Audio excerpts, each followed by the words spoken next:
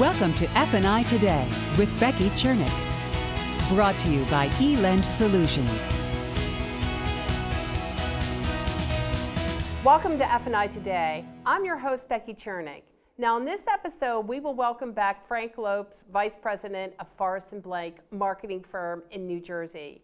Today, we'll be discussing transparency. Is the term transparency just used too much? Does it mean anything at all? And most importantly, are dealerships giving up F&I profits by being transparent? Frank Lopes, welcome back to F&I Today. It's certainly a pleasure to have you back in studio with us. It's always my pleasure to be here. Okay, well, me too. So here's the thing. There's this lot of transparency word going around in the industry. It's like a buzzword. Everything that you read, it's all about transparency. Now, here's the other thing. Veterans say there's no such thing as being transparent in the industry, in the F&I office, and they say that when you're transparent, that means giving up profit. Tissue deals. What are your thoughts there? Well, of course, let's call them the old guard or the old regime, right? Yep. Of this business that we love. They're extremely resistant to change. Okay. Yeah. And of course, they have been taught one way, and when you're taught one way and you do something for a certain amount of time or a sustained period of time, it becomes a habit, and then once it becomes a habit, it's almost extremely hard to break. We all suffer from having bad habits in our lives, and I can equate this to smoking or overeating or drinking or any of those type of things. Because you wind up getting the same result with those type of bad habits as you do with having bad habits in the car business. You wind up shortening your lifespan, especially in the climate right now. So my question is, they say that there's no such thing as being transparent. What is this definition? What do you think the definition of being transparent really is? I believe that the definition of being transparent is being as upfront as you possibly can be, right? And basically not hiding, basically just not hiding things, not taking things that that the customer should know, right? Or that are in the customer's best interest for them to know, and hiding them on the back end. That's why a lot of the old regime will believe, and they'll stand firm on the fact that you cannot be transparent and still make money. Well, guess what? Every retail store that exists on the face of the earth, when you go to the store and you go up on the shelf and there's an item on the shelf and it has a price on it, next to it, it doesn't say what the gross profit of that price is. It doesn't say what the gross profit of that item is. It just says that if you want whatever, this is what it costs. Right. And if the store and if the product have enough value built in them, the customer buys. It's the exact same thing in our industry. Most of the old regime feels that you have to hide everything because they don't build value. I think here's what they're saying. They're saying that it's simply a buzzword, that there's really no such thing as being transparent, and if you were to be transparent, that means you're giving up profit, that you're selling deals at tissue deals, or you're giving your F&I profit away, your products away. Mm-hmm. That's what they think transparency means. And therefore, there's nothing that exists as far as being transparent. It's the exact opposite. I mean, and you're also talking about the same type of people that still do things like pack payments. And you're talking about the same type of people. No, we don't have pack payments going on anymore. No, Becky, nobody packs payments.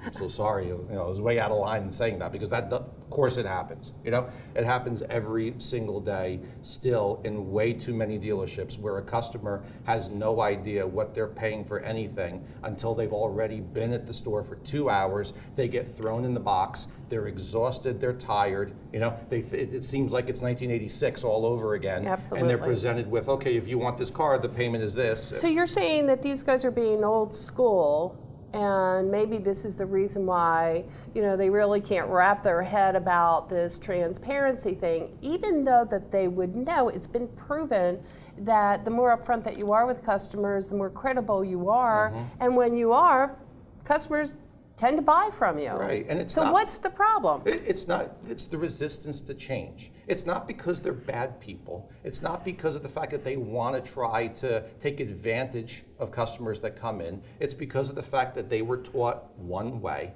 They were taught that one way was the right way. They worked under those parameters for a given period of time, basically from the first day in the car business up to today.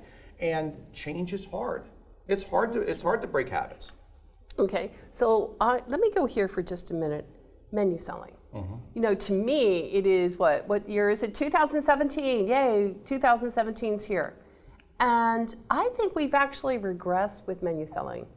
You know, to a point where I've talked to menu providers who have said that the menu usage, this will surprise you, in F&I is about 25% to 30% that we have F&I people actually utilizing menu. That surprised me. So I'm thinking, we're not even using menu like we thought that we were, and that we have actual dealers that are getting away from it. Why do you suppose that is? Well, number one, resistance to change, and that 25 to 30% that you talked Of actual about, usage. of actual usage, Yeah. that surprises me in one way, because I think it should be higher. I think it should be somewhere around let's just say 50 to 60%. But in no way do I believe it should be 100% either, because this is still the greatest thing about buying a car is that you get to have a personal relationship with the customer, and the customer gets to have a personal relationship with people at the dealership. The menu selling may not fit for everybody, but it does need to be available to the F&I manager, so that if he has a customer who is going to be comfortable with buying off of a menu that he sees, package A is this, package B is this, right? And they have it in front of them, other people, that's going to confuse them. Yeah, and it's not right. going to work, Right. So 25 to 30% is definitely low, but 100% I think is. I thought it was pretty low, and I think, like I said, I think we're regressing back to a time when we first introduced menu selling to begin with, and I think that they're having some problems with being upfront, more transparent, especially when we're talking about base payments and that sort of thing prior to the products being presented to the customer to begin with.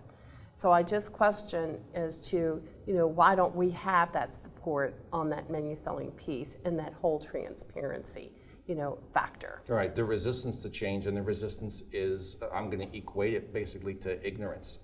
New things come out because the new things are better than the old things. Look at cars today as compared to cars from the 90s. Look at the amount of features and the amount of safety features that are in them, right? They're not in them because somebody had an idea and said, hey, let's throw this in the car and let's see what happens. It's because it was tested, it was proven that it works, it's proven that it's valuable to the car, it's valuable to the customer, it keeps them safe, so they put it in there. We're going to start building cars again with metal bumpers and no crumple zones and stuff. So basically, I think what you're saying is that being transparent doesn't mean giving away product or pricing or profit. It does not mean giving away product or profit or credibility or anything at all. It's just that perhaps maybe the customer understands the actual negotiations, the terms of the sale. Mm-hmm. The customer needs, wants, and today the customer demands knowing every single part, as much information as they possibly can about the transaction. And anybody who's in the car business, if they were going into the outside world and they were going to spend $20,000, $30,000, or $40,000 on an item, guess what? They're going to want to know everything as well. Yeah, right. You can't quite blame them. Exactly. So they should treat the customer coming into them the exact same way that they would expect to be treated if they were on the other side of the desk. I couldn't agree with you more. Well, Frank, I got to tell you, it's great to have you back in the studio with us on F&I today. Thank you. Always my pleasure being here. I hope to get you back again real soon. Always. Thank you, Frank. Thank you. So as Frank Lopes points out, transparency is not a trend, and it does not mean giving up profits. Being transparent means that you have taken the steps to ensure that the customer understands the terms of the negotiation, leaving nothing for them to figure out on their own, and leaving nothing to chance. Being upfront doesn't mean giving up on those F&I profits or selling at tissue deals. It has been proven that customers will buy your products from you if you are upfront. Misleading a customer in order to sell products will only come back to bite you in the end. Well, thank you for joining me on F&I Today. Also, I'll be speaking at CBT Conference and Expo here in Atlanta on March 7th through the 9th. I'd love to see you there, so register today and be sure to come back next week right here on CBT Automotive Network for our next edition of F&I Today. I'm Becky Chernick, and I'll see you next week. F&I Today, brought to you by eLend Solutions.